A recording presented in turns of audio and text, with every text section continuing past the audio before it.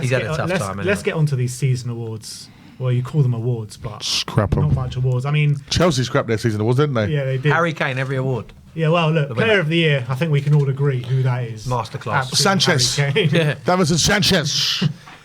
Signing of the season. Cool. That is a really, really interesting one. That. Ben Forster. Fraser. Oh, Fraser. I said Ben. I said Ben Foster. Yeah. Fraser Forster. Sorry. See, I want to put Pedro Porro into the ring. No, because some of the mistakes that he's made were just like I think there's Porro's a player there. Yeah, go on. I'll let you but for the money, I think we're going to see him good next year. Do you know what I mean? But needs coaching. Yeah, prime player of a player that is literally raw, got very good attributes. His finishing, by the way, is fantastic. Like I think his end product, like he's as I said, he scored 3 goals. That's as much as Kulusevski and Richarlison in the league combined this year. Yeah, that's mad, isn't it? 3 assists as well. And they've been high level goals. The one at the weekend, the finish against unbelievable, fantastic. The goal against Manchester United, Southampton, and the finish at Southampton. 3 great goals there. But he's raw and he needs working on, and needs development and he's defended and just basic things like positional. Him going forward definitely adds a new dynamic and dimension 100%. to us, which is great. But back to Big Ben Fraser, you know, with Lloris becoming injured, he came in and you know there was times he played pretty bad, but I thought he's been quite decent coming in. And if we didn't have him, we might have been in an even worse position. Yeah. So take into consideration the money as well, because it didn't cost a penny. Exactly. And how much we've paid for people and how much they've let us down, or not performed, should I say. You could probably look at, there's not 2 others, though. You got Perisic that came in, started off well. I probably would have said I'm a fan of Perisic, and the fact of the matter is the assists he's got, the numbers are high. What was it, 11, 12? Yeah, he's decent. Do you know what I mean? And his corners were great. So. Yeah.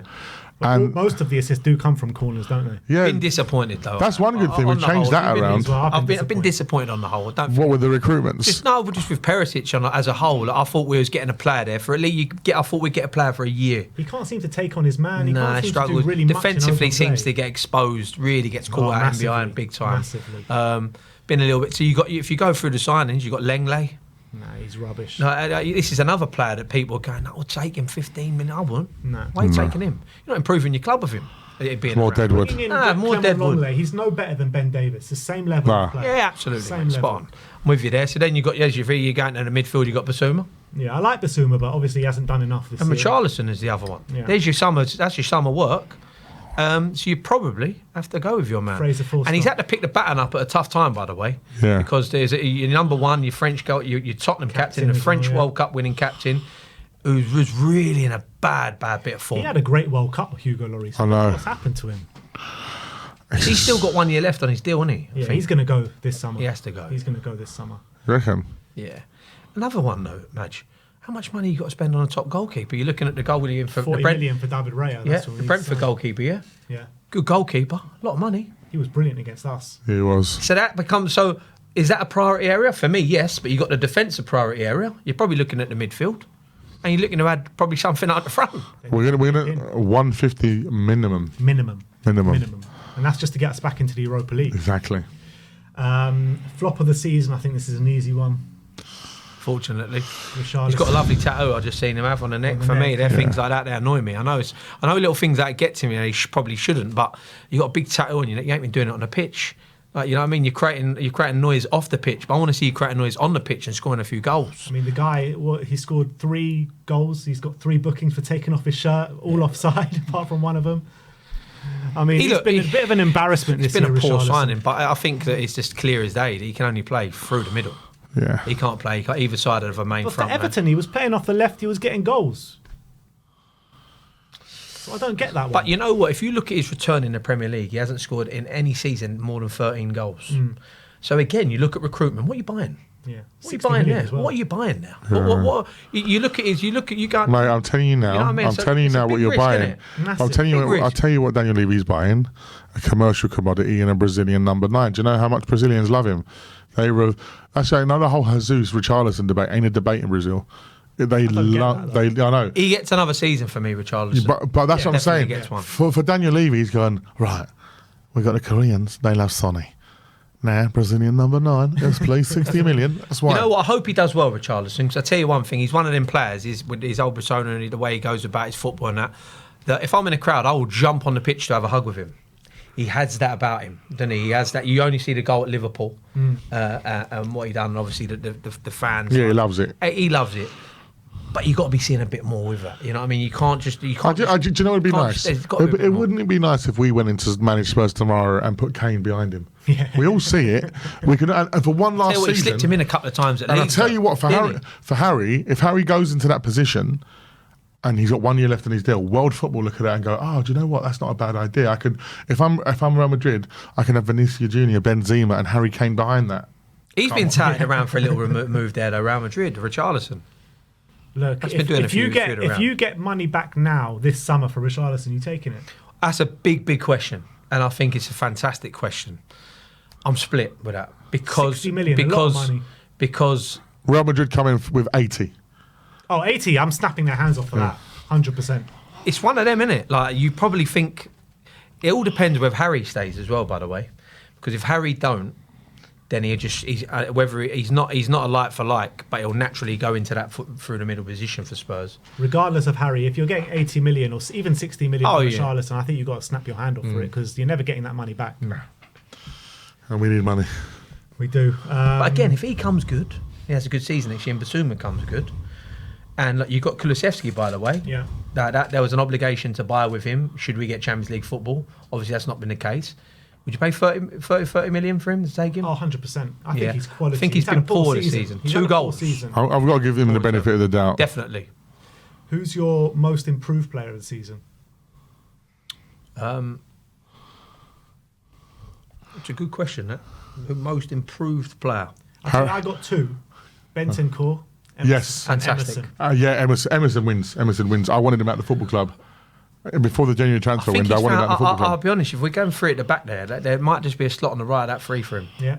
Because he's not good at going forward for me. He ain't got enough tools down the top end to contribute enough. And him and Poro seem to be developing a bit of a bromance. Defensively, on the right of that free, he's quick, he's defensive, he gets himself out of trouble, he can recover. If you were to go with a wing-back system and you bring in Nduggi and you go Poro on the right and then you went Romero as the main man, Emerson Royale, and got a decent left-sided one. That doesn't sound too bad on paper. Right back to where we were saying, though. They took the punt on Lengley as being on the left-hand side.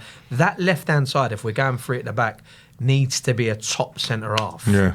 Has to be someone with a bit of pedigree. It can't be you can't be shopping in the bargain basement anymore. You know what I mean? Try and get Tomori and bring him to the Premier League. How much do you reckon it costs to get him out of AC? 50. Like 50 is not stupid money with the Italians. Interesting, that. And it brings him into the thing is, for him, if he wants an England career, he needs to be in England. I think he gets overlooked. I think Bentancur is an absolutely fantastic footballer, and he puts the others in that central midfield area to shame. He does. I think there is a huge gulf between him and the rest in that midfield. And like a huge gulf. The back end of last season when he went on that run, he was good. But this year, in the first half of the season before he got injured, he took it on a new level, didn't he? He was taking responsibility on that football. He was scoring last-minute winners. Brilliant. He was grabbing us from the depths of despair. Absolutely brilliant football player. The big problem I have is how do you recover from an ACL? Because there's no gimmies in that. Yeah. No. There is no gimmies in that. So hopefully, fingers crossed, he can hit the ground running again. I'd say improved is Emerson. Emerson. You go for Emerson or Bentancur? I have to go Bentancur every day for me. No, because I saw the quality in him last year. He's on another level, but Emerson was dead to me. The thing is with Emerson, though, he did have good performances. Best recovery, Man City away, Liverpool away. Yeah. I mean, there were good performances there from Emerson last year. And unbelievable turnaround in a football player. Yeah, I know. Because Emerson Royale, Sissoko was like that as well. He was literally. Then he went rubbish again. Yeah. To the point where, like, if you seen him, you'd have to go, Emerson, please leave or do something. Yeah, I think we'll give it to Emerson. Emerson. What about disappointment of the season? A player who you thought was really going to smash it this year, but just didn't do well. Kulusevski. Yeah, Son. You didn't see the downfall, but Kulu was like last year so hot, and he started the season well. Like the first game he came on, he was a sub. And then when he came on, me and Gaz were like, that's why we wanted him on. Done a bit of trickery down the line, got round someone. And Emerson scored a goal, he scored. It was great. Remember that. But, it's been disappointing because everything that was successful for him last year went wrong. It's just not worked out for him this year, and he's playing the same way. He goes about, he gets the ball, drives down the left-hand side, looks to get it back on that left foot, creates something, just not been falling for him this year. You know what it is for me? I think he can still take on his man, and he's still got that bit about him. But his end product this year seems to be completely gone. I mean, that game on the weekend against Leeds in that first half, Sonny was in so many good areas in that first half, so many times, and the passing to him was shocking. Shocking. Where's that gone? Because that was where he made his money. Confidence, just confidence. Definitely. It just takes, you get into the groove, and it's like, look at Thingy at Newcastle, Almiron, like he's with Eddie Howe, the confidence becomes a different player. That's where Son, like he's been disappointed. Just checking there, he's still 10 league goals. We haven't got a manager yet. Yeah, 10 league goals. No manager yet. 10 league goals, Son. You'd probably say it's been his worst season for Spurs. Would you agree with that? Yeah, maybe apart from his first year. Yeah, maybe his first in the bedding period. But he's notched 10 goals in the Premier League, and like you look at it in comparison to Kulusevski 2, Charlison 1. Do you know what I mean? Like, let's hope. Yeah, levels. There is levels to it, and you have to say that. And let's hope that Heung-min Son, because he's not old. Son won a Golden Boot last year. One good thing is with all of that is no one's talking about Son leaving, so Son's there. Let's hope that you can get someone and get a bit more out of him consistently. Problem I have with him is just like his strength. I said before, everything seems to be an effort to get it all under control. I think Perisic. Basic as that. I think Perisic has taken up a lot of the space he used to require. Yeah, you did say that, yeah. And I think Son likes to run in a little bit deeper. He doesn't like to just be like on the last man. He likes to have space in front of him. Yeah. And then to cut inside to then do what he does. And I think with Perisic occupying that left-hand side so high at times, I just think there's been a bit of a difficult manager. This all comes back down to a key, the manager. But I think disappointing's got to be Kulu. Yeah, I'd agree with that. 2 goals this season. I mean, he did get 7 assists, but still, I think injuries massively hampered him this year as Absolutely. well. I agree with that. But last one on the awards is moment of the season. I know there's not been many moments this season. It's been dreadful, but what's been your best moment of the season? My best moment, because I had a fantastic seat in the ground. It was right behind it. It was the Spurs-Brighton game. And Heung-min Son, we touched on, obviously a legend of the club, been out of form, not really been doing it. But that goal against Brighton, I was right behind it, was absolutely fantastic. And that was my moment of the season, especially being in the ground, being right behind it. Saw it, just sitting right round the keeper into the top left-hand corner. Brilliant goal. That was my moment. Harry breaking the record. Yeah, that's and then we was all there afterwards, and he talked and whatever else. So it's just like, all these years you'd hear people harp on about Jimmy Greaves and the record and how good he was. We get to see this guy. We got to see him talk about it afterwards and say what it meant to him and have the mural, have the moment. And, as much as I've criticised him in the past for the big games and not turning up necessarily, he's unbelievable football player, unbelievable. And it's so good that he scored. But the irony is it wasn't a free kick because someone touched it first. It wasn't dead ball, was it? That. Great shot, wasn't it? It's nice to see him at a set piece, like fire one in. Because imagine the goals he scored. If he actually was consistent with it, like if he was a James Ward-Prowse, he'd had another 10 onto his tally. I don't get why he's so bad at free kicks generally. And also, Pedro Porro, when on his debut, hits that free kick, then he hits the bar. Hasn't taken one since. I know. Harry probably said, "Could you imagine Harry on the training ground every day? I guarantee he pings them in." Oh yeah, he probably does. Pinging them in left, right, and centre. So that gives him the confidence naturally to pick up the ball on a match day. But he couldn't hit a barn door when it comes to a free kick. Apart from when it's been passed to him. Yeah. Another couple of moments this season, we finally beat bloody Chelsea. Yeah. First time in a while. That Marseille win was a nice moment when Højbjerg back. Yeah, that was good. I was in LA there. It's been great to see Chelsea's fall off this year. It's been amazing. But it's not really been talked about though, I don't think. I just think it's kind of just got swept under the carpet. And the amount of money that he spent as well. I think they'll be back next season with Poch. They will be. I think that's that. I don't think that's a gimme, and that's not necessarily Poch, but they have bought some bang average footballers for me. And for a lot of money. But they've also got some great footballers in Reece James, Chilwell, etc. I think they've got some good players. I've got a little bit of doubts on Chilwell's form consistently, but a lot of Chelsea. Poch is going to bring a lot out of these young players. Mason Mount under Poch. Can you imagine how he's leaving? Really, to go where? Apparently, to either Arsenal or Liverpool or somewhere, Man United. Have you seen anything in the Chelsea signings that you think that could be a player? Mudryk. So I think. What have you seen in him? Just pace, but I think if you can utilise that, it can become deadly. Another moment, obviously, was Lucas Moura. Yeah. I mean... What a sign-off. That's probably the moment of the season. That could go there. Yeah, I mean, I don't think it beats Harry Kane beating the record. Yeah, I agree. But it was a lovely, full circle moment there. It really was, because, I mean, how frustrated have we been with Lucas Moura this season, with the Everton game, the Liverpool game, And to sign off like that, I think it was fitting. He's always showed little bursts of energy, and sometimes watching, you think, wow.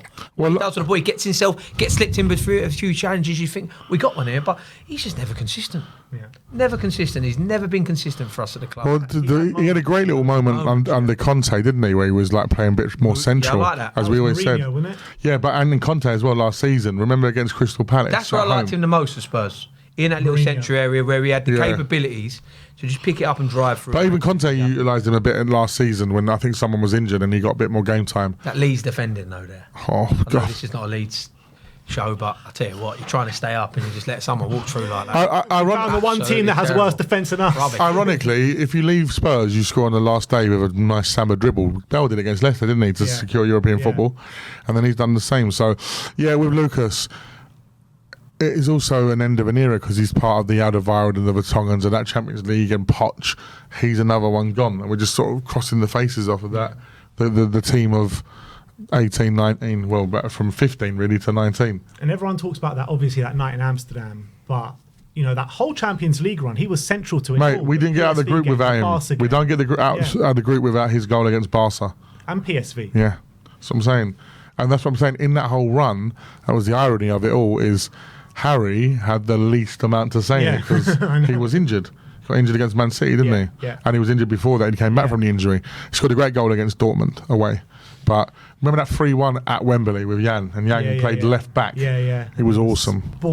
Bombing up the pitch. And Toby was like, I was the best left back in the world, Jan.